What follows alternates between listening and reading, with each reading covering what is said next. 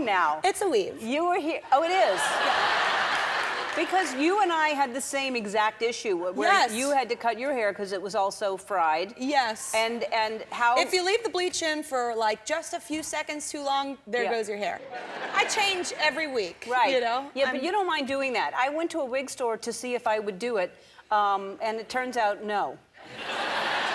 Right. No. No toupee? No toupee. No, no, nothing. I'm just going to leave it like this. I think you look fab. Thank you. I think it's all in your eyes. Yeah, that's right. Yes. Yes, I just distract people with my eyes so they don't see my hair. We're always hypnotized when we look at you because you got the most beautiful eyes. It's like looking in the ocean. Oh, so sweet, Katy. Once more you open the door. Sorry. Oh. I was just going to go for it.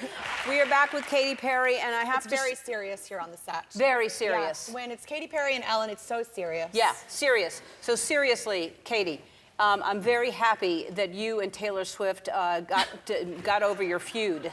Yes, we made amends. Yeah, you made amends.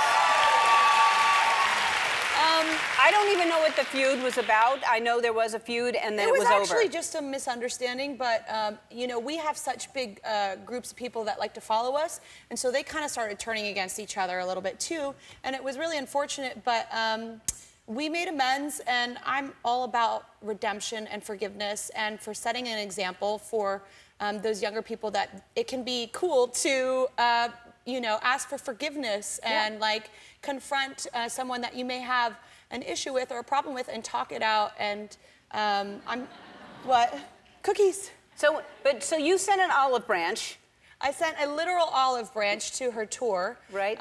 And when she started her Reputation tour. And then we started seeing each other out and about, and I just would walk up to her and say, hey, how are you? And I was just, it's like we have so much in common. There's probably only 10 people in the world that have the same things in common. I was like, we should, you know, we should really be friends over that and share like our strengths and our weaknesses and our challenges, you know? We can help each other get through a lot because it's not as easy as it seems sometimes. Yeah. No, and y'all do have a lot in common, and you also both have very young fans, and like you said, it's really important to set an example to say it's ridiculous to hold on to things like that. Yeah. You need to bury that. I'm glad. I think when people all of a sudden, like, you know, you explode on the scene, you have a huge hit song, and everybody, like, you know, knows who Katy Perry is, but what people don't know is what you've gone through even to get to that point. And you were dropped by 3 record labels? Yeah, I made a gospel record when I was 15 that didn't pan out, and then I was dropped by 2 other record labels, and there was just a lot of the word no being sent my way, and I just never accepted that. So it was kind of like, for me growing up, it was like overcoming my family situation of me being sheltered and not being able to listen to like secular music, and then in the industry, overcoming that, you know, overcoming everybody saying, it's not going to work, because a lot of people wanted me to be like someone, whether it was a Kelly Clarkson or an Avril Lavigne, and I was like, well, I want to be Katy Perry first. Yeah. And they didn't really understand that. Maybe because my vision was so strong, but finally I got to go with it, and it's kind of worked out. Yeah, kind of. Yeah, kind of.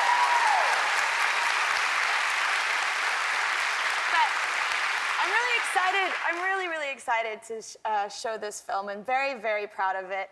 Even though in some parts, like, I mean, I am full hair and makeup right now, but when you see the film, it's a bit scary because there's like a lot of shots of me bloated with zits and normal. But I guess I am. Yeah. Underneath all this purple hair. God forbid you're normal. I think that's fantastic, and I think it's fantastic for young girls and boys to see that not all girls look like this all the time. They need to see what you look like all the time. Oh, God. I think, you should see what she really looks like. Well, I think that's coming summer. Yeah, I'm kidding. And also, I had a baby girl.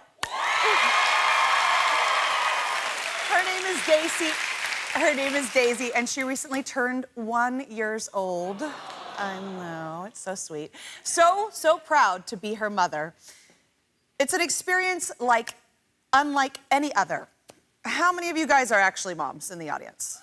That's right. All moms say hey. Hey. All dads say ho. Ho. You must be exhausted from being a dad. Now that I'm a mom, my life is actually kind of totally different. And yet, I realized it's kind of similar to being a pop star. You're up all night, usually holding a bottle of some kind. There's vomit on the floor, and your boobs are always out.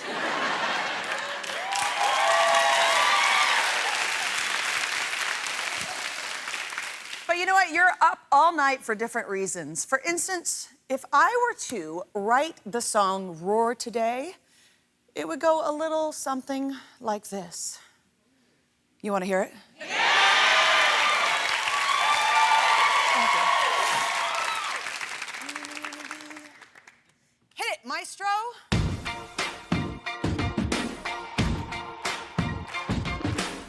I used to party all night and sleep in late. I know my life was really pretty great. I could do anything. It was amazing. Then I had a beautiful baby girl.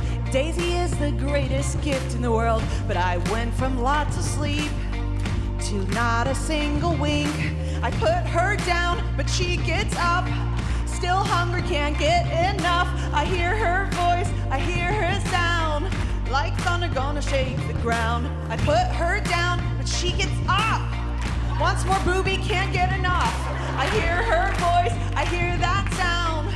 She's got the cry of a tiger, a fighter, screaming through the night. There's no way I'm sleeping, 'cause you're gonna hear her roar. Louder, louder than a lion. She is my baby, and I'm gonna hear her cry. Take it. Sing it wild. Whoa. You're gonna hear her cry.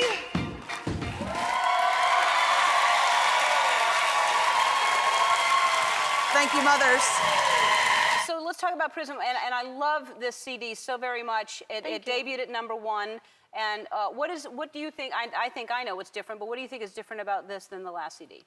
Well, Teenage Dream was so much fun, but it was very highly conceptual. It was almost as like I created this cartoony character, an exaggerated version of me, and everything was very colorful and full of candy and stuff. But I think that this record is a lot more vulnerable. It shows another side of me, another layer of me and my mind and all the different things I've been through, and the route of positivity that I decided to take instead of making kind of a dark, negative record, which is the kind of record I thought I was going to make when I first sat down to write this record. Because you were coming out of the divorce before you started writing this. I remember when you were here last, you were talking about that you were going away to write this, and it is deeply personal. Yeah. And there are some beautiful lyrics. I mean, beautiful lyrics, and some, you know, sad, tragic lyrics. By the Grace of God, right? Grace of God is one of the tracks.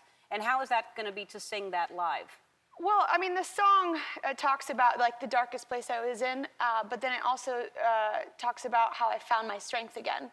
And I think that when something negative happens in your life, you have an opportunity to go two different ways. You either go positive and make something and create something beautiful from it, or you go deep, dark into a bad place, which is hard to get out of. And I chose to go positive. I chose to kind of do a lot of self-reflection and see what I could take responsibility for, you know, pump up the meditation, pump up the therapy, pump up the vitamins, and that really served me well, and it influenced all these songs really fantastically, very positively, and brought like a lot of light into my life, and that's why I call the record Prism. Yeah, it's beautiful, and I was telling you during the break, I love Double Rainbow. I love the song that I listened to rehearsal today, and Unconditionally is a beautiful song, and you're singing that with just guitars. Which, wait till you hear her sing this song. It's just, you sound amazing.